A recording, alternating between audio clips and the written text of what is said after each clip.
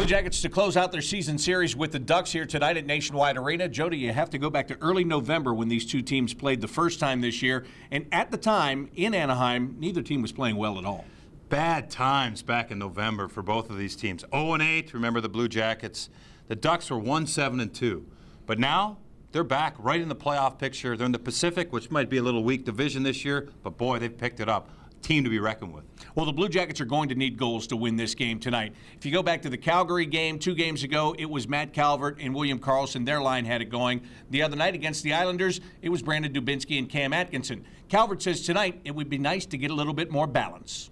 Yeah, I think when we get 2 or 3, that's when we start to win hockey games, and it's nice to see one line going. And I think there's some nights where we were all struggling, and we got to keep finding that consistency as a whole group of forwards. And our D have been great. Corpy's been awesome back there, so I think if we put a few more pucks at the net and bury a few more, we'll be a lot more successful.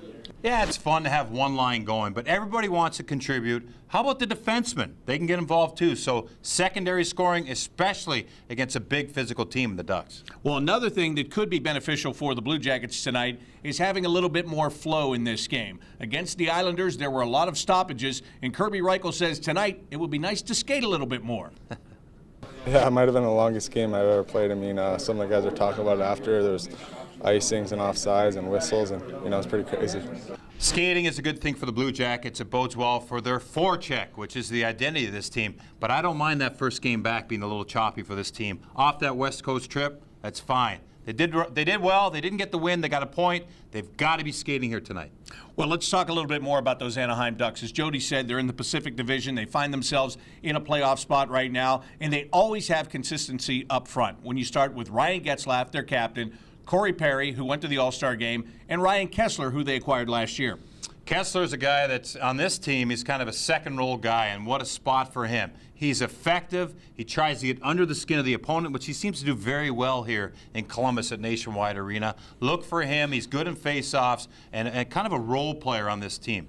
Corey Perry, one of the best wingers in the National Hockey League. Dangerous with the puck, so effective. And boy, I tell you, he's got a little bite to his game, Bob. He doesn't mind dropping the gloves and maybe stirring it up too. So between Kessler and Perry, look out. Could be some fireworks tonight. And then you've got one of the best leaders in the National Hockey League, Ryan Getzlaf. He learned from Niedermeyer and the likes of Pronger. He is the leader of this team. Had a slow start with points early in the year, but now he's an effective guy. Look out for him tonight.